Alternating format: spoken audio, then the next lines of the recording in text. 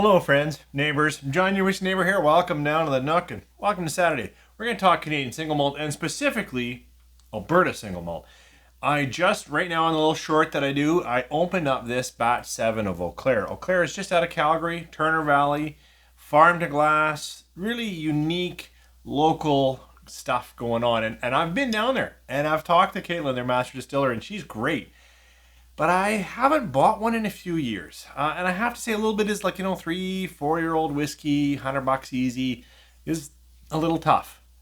Then I was holding this in my hand and it's batch number 7. And I started really kind of looking at it. I'm like, it's 48%, it's natural color, non-chill. It's now reached 7 years. It's time to buy it and have a conversation about this Alberta Canadian single malt. So then I thought, well, I always like a contrast, or well, at least something else to talk in the conversation. I remember talking to the guys at Wildlife, and I haven't come back to this single malt in a while. And it's only 5 years, so it's even a little bit younger, but okay, 5-7 years. Alberta, actually kind of close to each other, Canmore, Turner Valley. Let's get into this. So if you have any Eau Claire, why don't you pour that to see if we catch any of the same kind of house notes. That'll be the focus, but I definitely be talking about this Wildlife single malt as well. So if you have that, pour something, come on back. Let's have a good conversation about Canadian whiskey. 3, 4.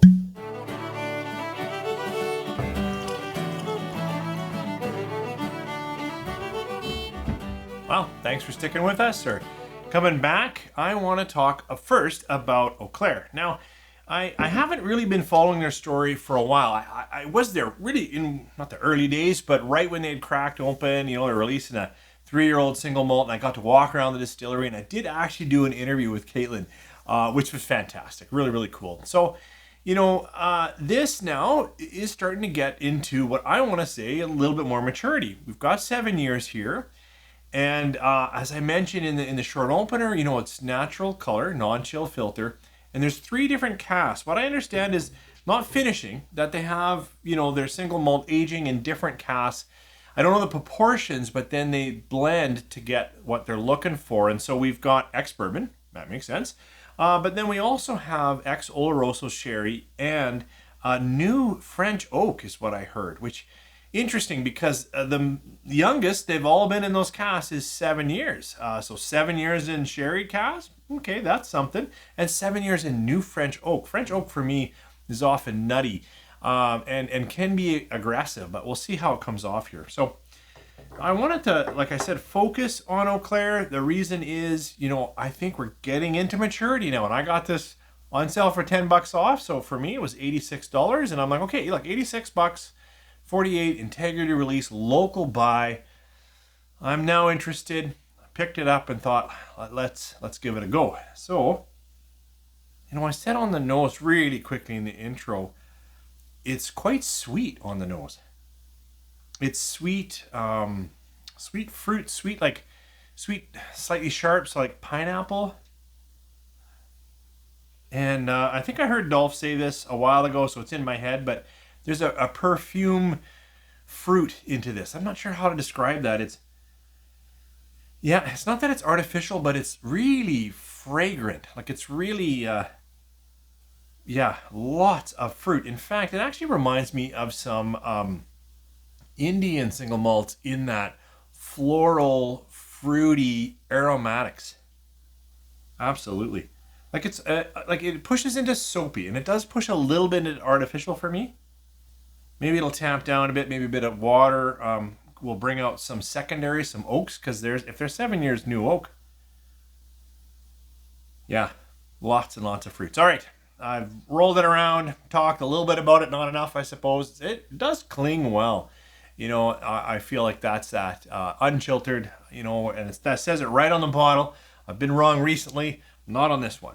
Let's try this Eau Claire Batch 7 on the palate. Cheers.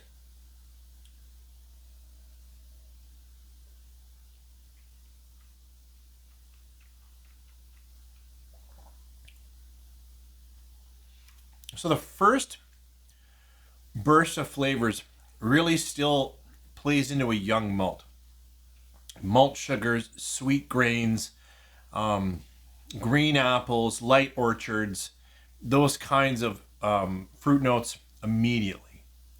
There's definitely another act going on here, though. There is a little bit of spicing, a little bit of, Dolph said Christmas cake. Can't go quite there, Dolph, but I would say some some sultana raisin. There's a little bit of raisins kicking around on the edge of that. There's a little bit of dried fruits just on the edges.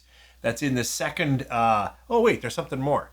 Speaking of second and something more, you know me if you've been here before, it's always good to go in for a second sip because the first one, I think, just kind of acclimatizes, and especially something that I just poured off the neck. So, second sip, batch 7. Much better. Gingers, dark cinnamons, a little bit of dried raisins, a little bit of other sweet Christmas cake, slight slivered almonds.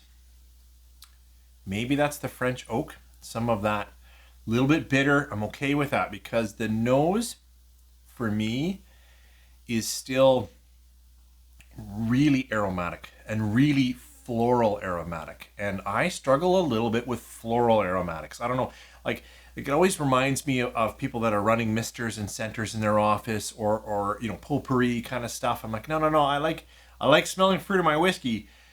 And this is just on that edge, but the palate is getting richer, spicier, fuller, more expressive. I'm going to come back to this with a bit of water. First, want to talk about wildlife. I love tasting in comparison. It's just, even though each dram deserves all the time in the world, it highlights things for me. It helps push my mind, and I love my notes to be what I'm getting in the moment. So we're going to taste this one. This is Wildlife out of Canmore. This is their single malt. Surprisingly, it's really close in percentage. This is 47.5 versus 48. I'm sure they didn't plan that, but really, really close. And I've had Matt and Keith on the channel. They sent me this one. I have bought some of theirs, but I believe they sent me this one a while back. I haven't gotten into it in a while. Whiskey heathens, I think that you don't know what you got until it's gone. I actually really like the bottle look. I think it's really great. But I have no idea. Like, have I only had here? Am I down here? I don't know. We'll find out when we're down at the hill. But it was nice to have those guys on. They're clearly, in a beautiful location in Canmore, and, looking at all the copper works they've got going on and hearing them talk about their craft, I know they're going to continue to put out some really good things. I've liked their rye. Their wheat won Wheat Canadian of the Year this year, which is interesting. But I haven't come back to this single malt. Oh, I should say this is ex-bourbon and new American oak, 5 years. So we're a couple of years younger. Again, not finishing. I understand they've been aging in both, and then they combine some percentage to get this 47.5 Alberta single malt. Let's try this on the nose. Okay, I mentioned this had barley sugars. Oh, good, the nose is settling in. You know what, I bet if I leave that bottle open a little bit, leave it longer in my glass, some of those extra aromatics will go away, because now I'm getting a little more red fruit, a little spice. And this is young barley single malt. It's good on the nose, but this is sweet honey, light grain sugar. This one has even more cut pear because it's sweet. I was going to say apple, but I get green pear that's still a little crisp. Yeah, very fresh, fruity, a little bit of citrus. I'm getting a bit more lemon zest on that nose. Okay, let's try Wildlife on the palate. Hope you have something single malt from a craft distillery near you. Cheers.